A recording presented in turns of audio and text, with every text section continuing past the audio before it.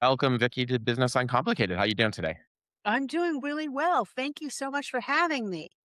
Well, we're glad to have you. Although we were just talking, we did have a rough start to this event, um, Yes. which is we were saying is ironic because we're talking about technology and AI and all this stuff that When is things change and then everything goes crazy, and how do you manage? Exactly. It's very difficult, you know? I mean, we're starting about 20 minutes late because there's been technical glitches on both sides, I think. And here we are talking about technology. It's like it's listening, you know? Which yeah, it could very well be, let's not oh, lie. listen, now that SpaceX is live, I mean, he's going to take over first Right. trillionaire. He's going to take over the world with AI, and we're going to be living on the moon. And it's interesting times we live in, to say the Very least. interesting times. I think that's a Chinese curse. I think it's like, may you live in interesting times is a Chinese curse. I don't want to live in interesting times. I want to live in boring times. I don't know about you guys, but Well, it's funny because my kids are 12 and 13, and so my husband and I are older. We're in our 50s, so we adopted them when we were older. We'll sometimes show them stuff from the 70s or the 60s. And, one time my husband showed him Little House on the Prairie. And my daughter literally is like, "Oh, is that how you grew up?" And I'm like, "Listen, We may be old, but bit old, but like I did have air conditioning in my house and, we did have indoor toilets." you had it me, right? But when you think about the rapid change of technology and the adaptive nature that all of us have to go through, it's just accelerating. It's Right? accelerating. It's really scary. I heard in a recent class that I was taking that part of the problem right now is that we're in the middle of like the industrial revolution all over again. You know what I mean? So we don't have the perspective. So when we read about the industrial revolution, we're like, "Oh, that was so cool. You know, it brought things up into the modern era. There are railroads, there were factories, etc." And we see it and we can look at it with, the benefit of hindsight and how it created jobs. But during the real industrial revolution, people were terrified, just like people are scared right now, because there's going to be disruption and we don't know. We're not on the other side yet. absolutely. Into a conversation and we didn't introduce who you are. So let's take a couple of minutes and take a giant step back. Vicky Oliver, welcome again. Why don't you give our audience a little bit about you and your background? And we have a lot to talk about once we get through that. Okay, perfect. Thank you. Well, Hi, everybody. My name is Vicky Oliver. I have written 6 business books. They are targeting the stressed out corporate professional, and they help with issues such as job hunting and bad bosses. Like one of them is called Bad Bosses, Crazy Coworkers, and Other Office Idiots. I'm sure we have all experienced at least one of those, if not several. And I tend to write from the middle of the hierarchy, like the person who has a boss or bosses, plural, and also may have some people that he or she is supervising as well. Cause I feel like the middle is where most of the anxiety strikes. right. So that's what I do. I'm a generalist, not a specialist. And that's what I like to write about. But Well, go ahead. I no, go ahead. love that because I feel like the middle of the organization is also where you've got strategy coming down from the top, but now you own execution. And that's where we love is okay, how do we operationalize the engines to put that strategy in motion?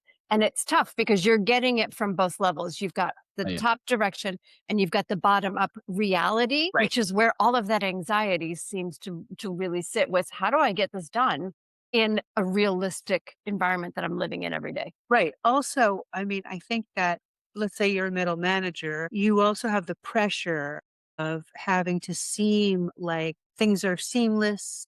It's all under your control, right? And you have that extra, maybe like internal pressure to prove that you know what you're doing and that things are great. Well, Yes. and it is that. I mean, I've been there myself personally, and a lot of people, we know have been there. And it's like you're interpreting that strategy to your point, Andy. And you have to your point, Vicky, you have to make it all positive. Like, because nobody wants to hear the negative. And it's like, well, there are challenges, guys. And if I keep on framing it in the positive, then you don't take it seriously. And then when it all falls apart, you're like, how come I didn't know about it? Because you didn't want to hear it, or I've been giving you the updates every week and you haven't been reading them, or you haven't been paying attention in the meeting, or whatever the or is. And so those people in the middle honestly have the more tough job because they have to rally the team, to your point, Andy, to get the execution.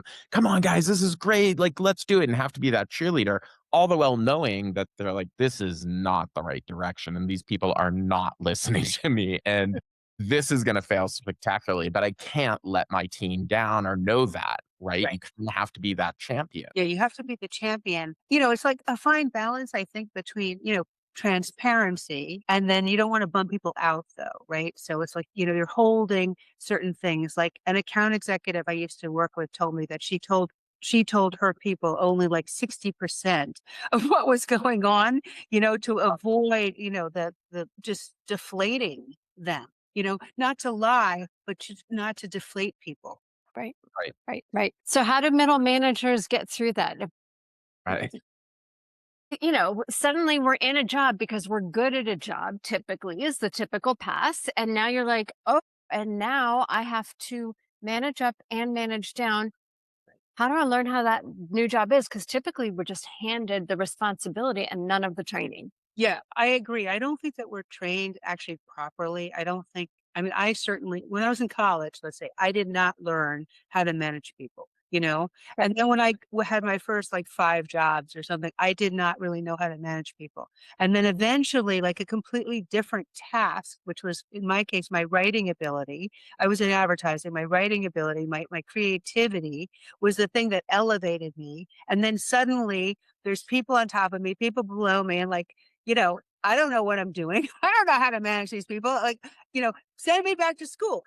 It's like one of the things, like you have to sort of learn it on the job. And really, I don't think there is a lot of training with that, and somebody's people skills, like your emotional skills, the empathy skills, those type of skills factor a lot in how well you'll perform. And before that, really, you probably weren't judged on that stuff at all. Right. Well, and I'm gonna say something, and it's not meant to be sexist, but I think that's why women make better leaders, Yeah, because you guys are naturally more empathetic than men yeah, I and agree with. better listeners than men. And so those skills, to your point, that you need to learn or acquire, because I will say when I was first thrust into a leadership role, I didn't know anything, but I was lucky to have a mentor as my boss who's like, Ian, no, no, no. Do this, shift your style, like stop and listen to what they're saying. And he happened to be a man, but he was older. He was in his 60s. He was just very seasoned. Right. But those skills you're talking about, there's not one company I've worked for that will say, oh, you're about to be promoted to a manager. Let me walk you through the skills that you need and then assess them. Well, you're not really an empathetic person. So, like, you got to work on that, right? Yeah, it's very interesting. I feel like one of the places where I worked, they had these feedback forms where the people who worked under you graded you on certain, qualities. And then of course we also had regular old performance reviews where our bosses also graded us on slightly different things.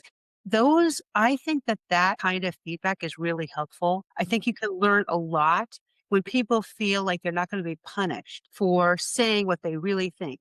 Maybe they don't give you a 5, they give you a 3, okay, on something. And then you have to sort of evaluate like what they said. And I really believe in that. And I just want to say something about mentors too, because, we're living in a world, I think, of fastly disappearing mentors. There's like no mentorship. Most places have, they've cut out so many people that they just don't really have like those programs in place. Many places don't have them. But I have my own theory about mentors, which is I think you just have to find somebody in the world who cares about your own development and who is not competing with you. and who will guide you. And sometimes I think that person could be, for example, somebody that you used to work with. It could be a former boss who's left, or it could be somebody even under you who's fabulous, or it could be somebody who doesn't work at the company. I think if you one looks at just gathering people around them who are helpful,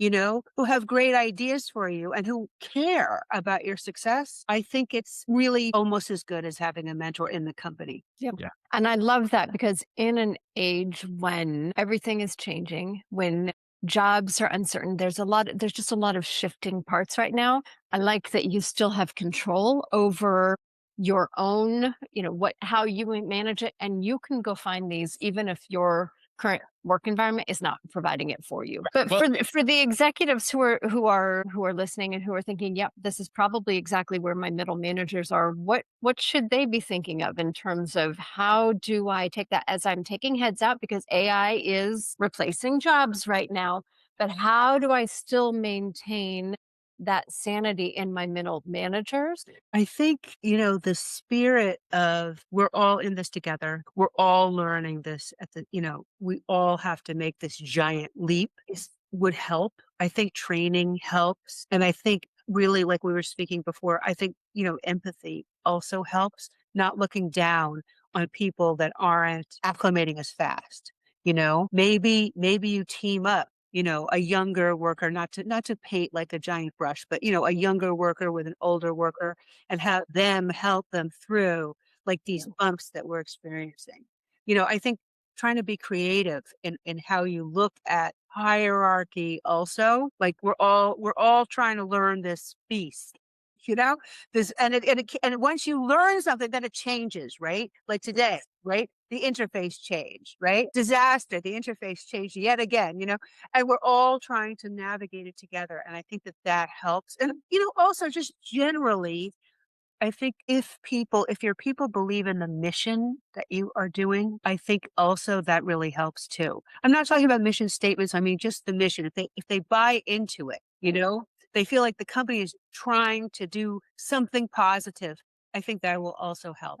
yeah. So let's take a little detour for a second. So let's go back 6 years when the world stopped and COVID happened because, prior to that, going into the office as a consultant traveling, right, and being face to face with people, at least you're establishing personal relationships and you're Right. establishing a connection, right? It's a cup of coffee, it's a dinner, it's a breakfast, whatever. But you get to know people. Then COVID happens and everybody's thrust into this world of seeing each other on the other side of a computer. And then it doesn't come back really. Now, back to earth office policies are happening, but we had a CEO on who said misguided, completely misguided. I go into my office and everybody's on a Zoom call. Why are we doing this? So, what do you think happened over the last 6 years to actually exacerbate everything we've just talked about for the onboarding of new people? You have a daughter who's just coming out of college and entering the workforce. So, what do you think about all that happened to the psychology of everybody? Right. I mean, it was okay. So first of all, it was unbelievably disruptive, right? Like suddenly nobody could go into their offices and we all had to work from our own homes and apartments, right? So, I mean, the good side of that, I think, is that it made us more technology savvy. We had to become savvy.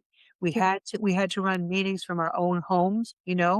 We had to show up. We had to balance like whatever else is happening in our life with that. And so that was the good part of it. I think the bad part of it is that we just became screen dependent. We don't really know how to have conversations. It's so difficult, especially if you are like in college and then you got out of college and then boom, that was your first, you like if your first year in the workforce was 2020, you Right. you don't probably have like the skills, conversational, savvy, the listening abilities. It's very, very difficult. And then, of course, you know, that allowed companies to get rid of people. And the onboarding thing was horrible during that period of time. I mean, even people who were younger than that, who were in school during that period of time, they didn't learn much, Absolutely. they didn't learn anything. So I think it's very tough. I mean, the one thing with screens is that it's not giving you the whole body language of the person, right? I experienced it. I was back in school actually in during COVID, and our first year was all online, right? And I made all these mental images of what people actually look like, right? And then the next year we were back in school, but with masks on. And then I realized all of my suppositions were wrong, you know? If I thought somebody was heavy set, they were thin. If I thought they were thin, they were heavy, you know? If I thought they were short, they were tall. Everything I thought was dead wrong. Right. And there's just so much information that we get when we're just sitting next to somebody, you know, across like a desk. We see them, their whole body language. Do they like it? Screens mask what people really think, you know, Absolutely. helpful, you know, I personally think it's more helpful for introverts than extroverts. I think, you know, because maybe introverts don't want you to know every single thing that they're thinking, you know, but it's still, you don't get all the information. There's so much information that body language convey. Right. True, true, true. And when you're not in front of a screen, you can see that, but also it breaks down. I think that the screen forces sometimes it allows us more so to keep a distance. Mhm. Yes. And so then we don't ask the questions. And it really is the dumb questions. Like we're afraid of asking questions a lot of the time, is what I see. And it is getting those questions answered. That's what builds the bond and builds the trust between people, whether it's a client relationship or whether it's a coworker relationship. Yeah. That seems to be such a challenge for so many people is take the risk, ask the question, and then answer the question honestly. It's so funny you said that. I like when I was back in school, I was on this magazine and they were teaching us like a certain like a WordPress system, you know, how to make it look gorgeous. All the articles that were coming in, it was like a political magazine. And I was the only person asking questions, right? Everybody else was younger than me. Nobody asked questions, right? I was like, how come I'm the only person asking questions? And somebody said, well, I'm just going to figure it out on by myself later. But the truth is, like, you learn by Right. asking questions. That is how you learn, Yeah. right? So several months later, I understood the system much better than they had, and I'm sure it was because I asked. I wasn't embarrassed. Yes. Yeah. Yeah, yeah. Which I think goes into, we talked earlier about, this anxiety that people have. And I think some of it is fueled by screens. Some of it is by technology. Like I don't know what I'm doing, but there is an anxiety that I feel like is really crippling people in their ability to ask for help, in their ability to seek help. And they're using Claude, AI, whatever it might be to answer rather than actually connecting with people, all because of this crippling anxiety of, I don't know what I'm doing. I agree. I mean, it's sort of an imposter syndrome on a big level, and there's so much to learn. It's so vast, you know. And then, like I said, then it changes. Like once you learn it, it all changes, and you have Right. to relearn it. So, like you're constantly on edge, and you're expected to just keep learning and learning and learning and learning and learning. And I think that is the difference. Like that's what's different now than like 10 years ago. You know? Well, and when you ask the questions, you open up a dialogue, right? So when we come in as consultants to new projects, you're meeting everybody for the first time. There's a lot of things you don't know about how a company runs and their processes or procedures. And so sometimes you assume things, sometimes you don't. And you just ask sometimes very innocent questions that they're like, oh, no, we don't do that. We don't have a process for that. Or we don't. And as consultants, we're like, great, more billable hours. No, but but then you say, oh, you open up the idea for them or the possibility of like, we can do this better, or we can challenge this idea. And, or they'll say, oh, you know what? I was talking to a CIO the other day and we're talking about something around the cost. And I said, well, but when you think of the benefits here, it's X. Like, why wouldn't we do?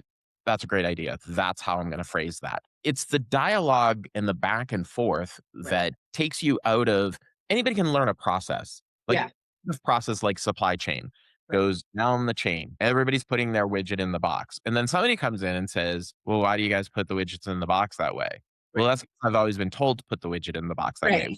Right. All our heads want to explode when we hear that. You're open up to the idea of, well, but the widget could go in the box up there and all the boxes are so I think that the other thing people are missing in this kind of faceless world in technology is this to your points is this dialogue that opens up and this relationships that's built. And I'm not sure how young people who never go into an office and never interact actually grow their careers, Right. actually get ahead. And I don't know how you promote somebody, and especially into a middle management leader position, like we began the call talking about, manage other people who have never met these people, who've never managed people, who've never been in an office environment. Right. Actually, They may that's not an be ideal. people, also. It just may not be they may not really know how to interact with people. The other thing is, also, I mean, in terms of careers, I think people should expect to have to change their careers several times, and not just say, okay, I'm going to learn this and then I'm going to, you know what I mean? I think transferable skills will be very, very necessary in this Yeah. world. Yeah, yeah. How do you shift? How do you coach that mindset? Because I think that's a big change, particularly with some of us who might have gray hair, to recognize that that is the new world. How do you coach people on just that mindset shift? Well, I mean, part of it is just life experience. You know what I mean? Like you think you're going into one direction and then you do, and then whatever, you hate your boss, you leave, like what you're not being promoted properly. You end up like saying, what other skills do I have? How can I transfer them? And I think it's really just coaching people to say, like, try to think of it as like skills accumulation Love that. and you're not so task oriented. It's more about your skills and those skills, creativity, perhaps empathy, problem solving, these skills can transfer across different, vertical jobs and just to try to stay open too, you may not get your dream job. You probably won't have your dream job. It may take you 5 jumps to get into a dream job. But if you keep looking at it as like steps that you're taking and learning and growing, you can do that. Also moving horizontally sometimes in a company ends up being the better move. It's just staying open. And without mentors, I think you have to either find them on your own or mentor yourself. And Yeah.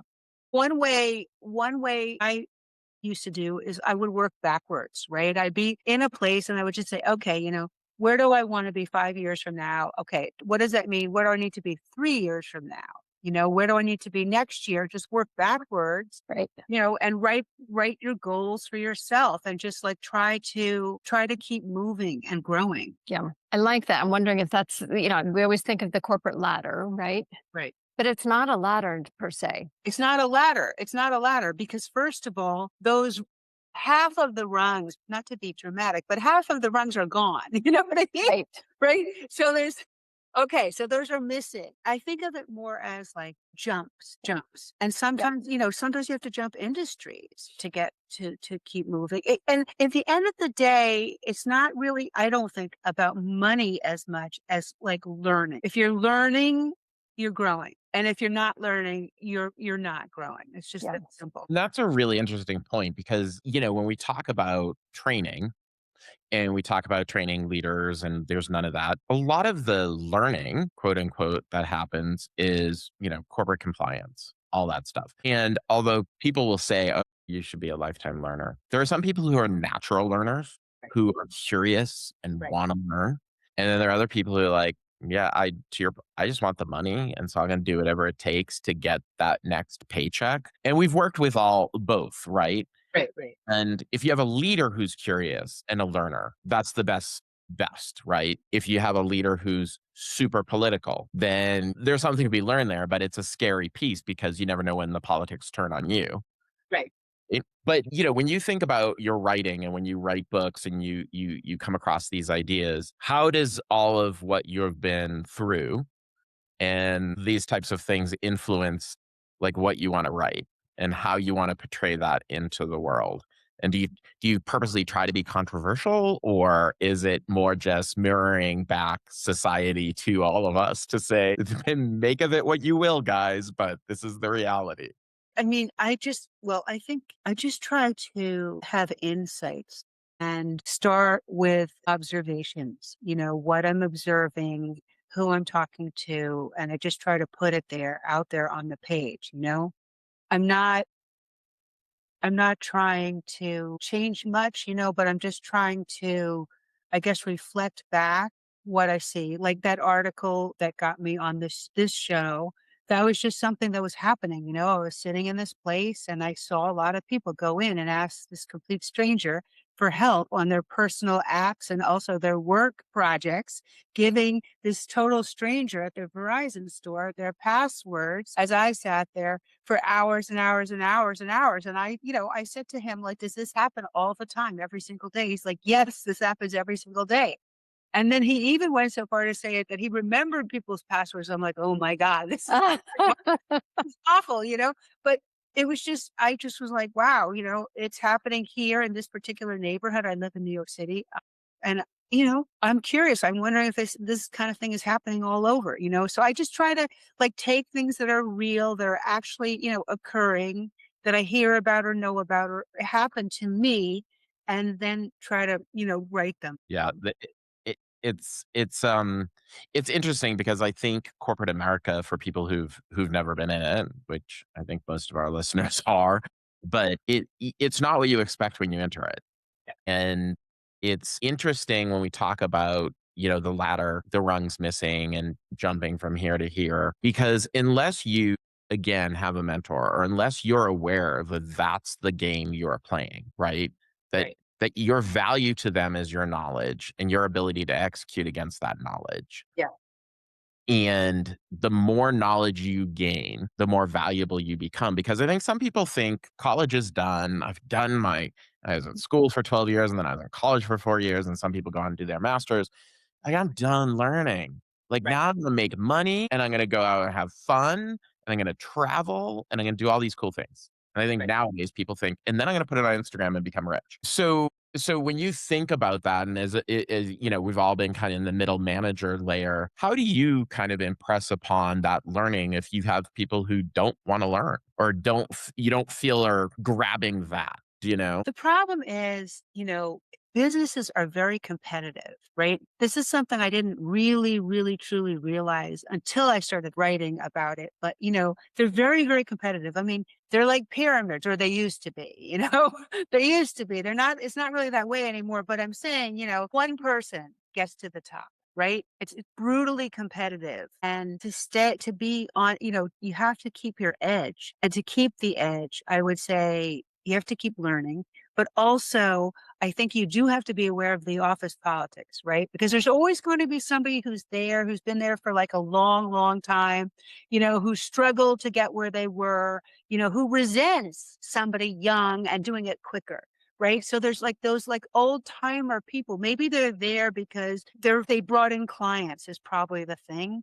Or for whatever reason, there are these old timers there. So when you're there, you don't know, like the corporate structure as they have it on paper is not exactly really truly the real structure.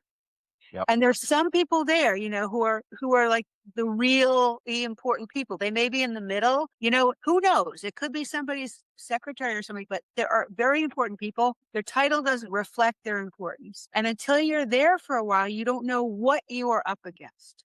Yeah. So if you go in and you're too like, "Oh, wow, I want to change the world here," you're going to make enemies fast because somebody made it that way. Whatever it is that you hate that you're trying to change, somebody created it who's still Right. there possibly.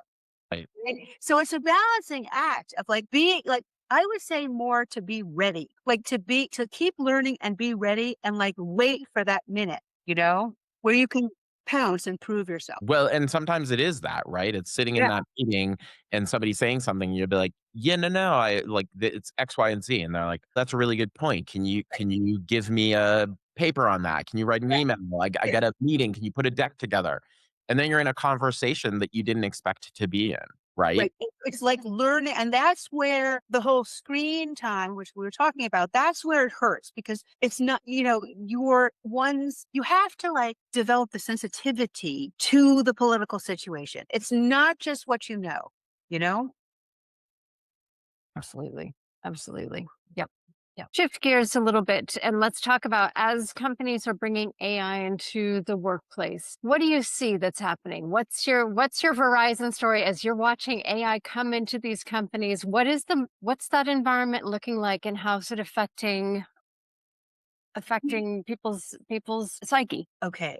I think there is general panic out there. And it's just one of those things. It's like there's panic and people have to keep their heads screwed on straight and realize like it's here, it's not leaving. Okay. We have to master it, not allow it to master us. Right. And, it's not a human being. you know, that's the good news. It's not human. And our humanness will hopefully enable us to master it, but also, to be human, like to use our own creativity, our own empathy, our own problem solving abilities, plus AI to help. Right. It's not going anywhere. Do you think it's going to make people worse leaders? I don't think it is actually going to make people worse leaders. I think it should, in theory, should make them better leaders, right? Because Right. Right. it should make people better leaders. I think if we, think of it as like a tool and not like a monster, we're going to be better off. Just generally speaking, it's not really a monster. Well, and I think that you kind of as we had started talking about the Industrial Revolution, and of course we can't put ourselves in how these people felt because it happened so long ago, and we're probably experiencing some of the similar feelings they felt. But they talk about when the Ford came in with the Model A, and then everyone's like, well, what's going to happen to horses? Okay, well, horses will still be around. Like we're not going to just shoot all the horses, guys. And then the internet. My God, the internet's going to put every retailer out of business. Right. And now when you think about places like Wayfair was always an internet, they're building a store, a brick and mortar store in our town. Right. And Amazon's talking about that. Well, they did, right? By Mhm. buying Right. Whole Right. Foods. And Yeah. yeah. Right. So it's interesting the panic. Yeah. And it's like this pendulum just constantly swings. And do you think it's a result of kind of our social media bias, however you want to look at it, that causes this panic and it makes people not really pay attention to what's really happening in front of them? I don't think it's media panic on this. I mean, AI is real. It is happening and it's moving really fast. And I think the speed of technology is the thing that is so frightening for people. It's so quick, unlike the Industrial Revolution, which was slow. Right. Right. This pace is extraordinary. Yes, yeah. But the Industrial Revolution displaced people. There were people who were displaced during the revolution, the Industrial Revolution, and there will be people who are displaced now. Sure. You know, there will be brick and mortar stores that go under, there will be some jobs that go by the wayside. I mean, there's self-driving cars, right? Maybe if you're an Uber driver, you're nervous because now there's self-driving cars or there are all kinds of things that are going to shift. That's why it's a great idea to try to be learning new skills and to be constantly honing the skills that you have because you may need to completely shift your thing, but it's here. I mean, at colleges around the country, speakers are going in and talking about AI and those speakers are booed. Like college students are booing the people who come and Right. them. Right. Right? But it's not stopping the progress of it. Nothing is gonna stop the progress, you Yeah. know? Yeah. That's exactly right. Yeah. I'm wondering to your thought about middle managers because now we've got AI and the promise is that it will take out the bloat. And a lot of times that's middle management. Yeah. Like, are we about to see why that layer existed in the first place? I tend to think of middle managers like in the old days, like 15 years ago, as like more process oriented. And I think what will happen is that there will be fewer processes, fewer meetings, some of this stuff. And a lot of people hate meetings anyway. Yeah, I was going to say, I'm all for it. Yeah, right. I hate meetings myself. Who likes a meeting, especially if just an email could do the trick, right? You don't need so many meetings. So I think it'll cut out layers of people. It will also, I think, hurt entry level coming in. It'll hurt. The people who win will be the people who, master this technology and use it. And so, yeah, there will be change, I mean, somebody out there predicts that nobody will like work will be voluntary, which I would think would be horrible personally. But yeah, there will be things that, one person can now probably do the job of three. And maybe there'll be a day when the one person can do a job of 10 people. And then, yes, there will be things, but there will be new jobs created that we can't see right now also, Sure. you know? Yep. Well, there was a meme the other day which showed hundreds of people riding Pelotons and using that energy to fuel the data centers. Right. So there's that job in the future. That's You I love that. ride our bikes for 4 hours or 5 hours. So that my phone can tell me, yeah, exactly what I need to do now. We'll all be in really good shape. I mean, It's it's right. And we're gonna be wearing Aura rings, right? And they're gonna tell us, like, what to eat and do we sleep well? Did we dream? All that. Right, right. I'm like, thinking about about what you're saying is, continue to learn the skills. We know that there is so much anxiety in the workforce now. I'm wondering, how much do you see as you're observing people that we've got a new technology to adopt? How much of anxiety do we have now because I am talking about AI and I have no idea what I'm actually talking about? I've got this false confidence, but I don't want anybody in the room to know that I'm actually just spouting out what Claude told me 5 minutes before this meeting. Yesterday I went to a seminar and a guy who's a writer, a novelist, read a paragraph. And then I thought it was something that was in one of his novels. And I was thinking to myself, it's really not that great. And then he revealed that AI had written the paragraph.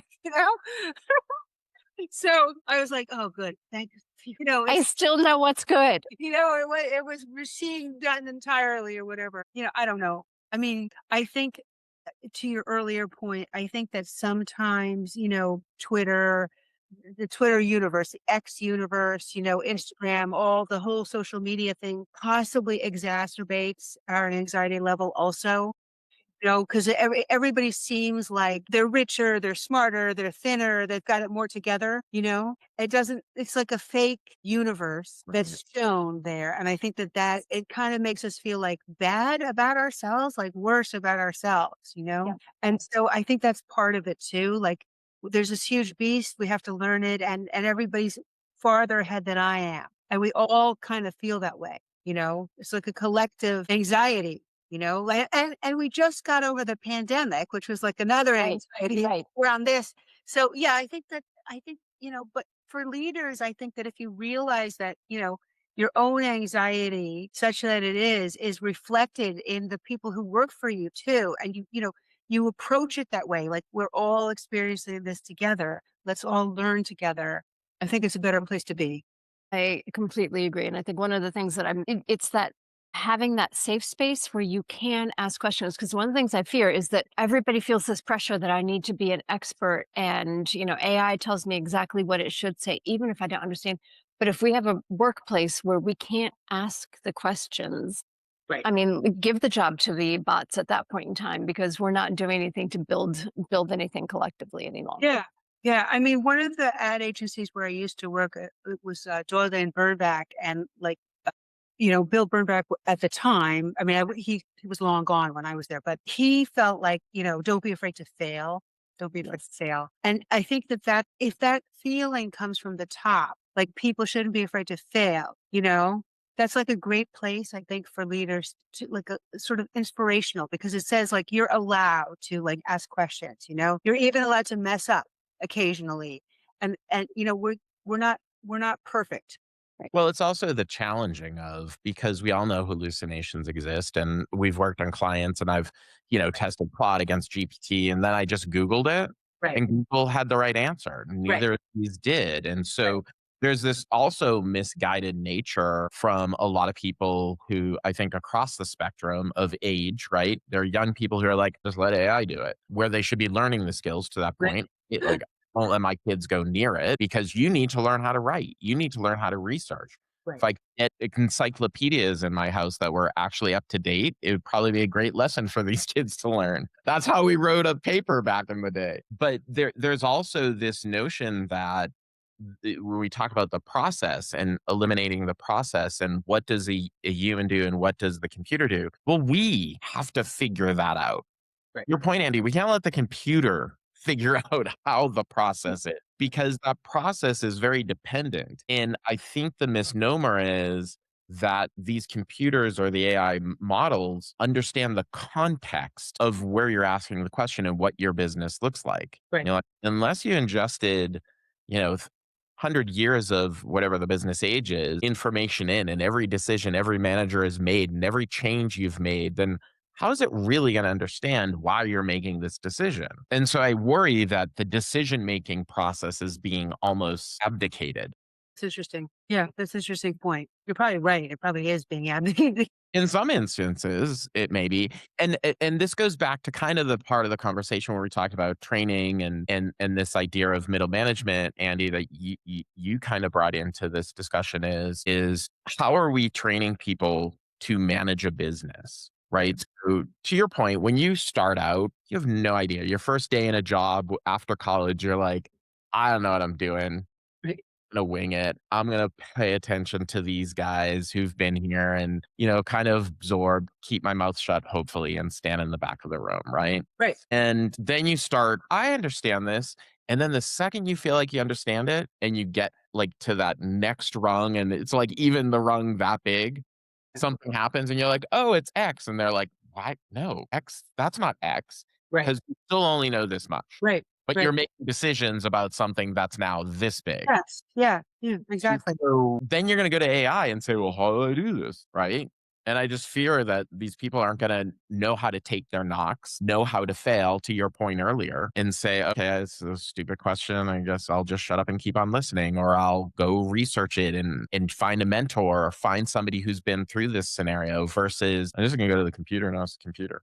So Right. Nobody, I mean, nobody has been through this scenario that we're in right now. Exactly. So you can find somebody, but nobody can really, we are in it together and we are learning and, we just kind of stay open and stay flexible. And like I'd say, also try to stay humble because there's just so much ahead of us. Yeah. yeah, that's very good advice because I don't think people necessarily know how to be humble. So Yeah.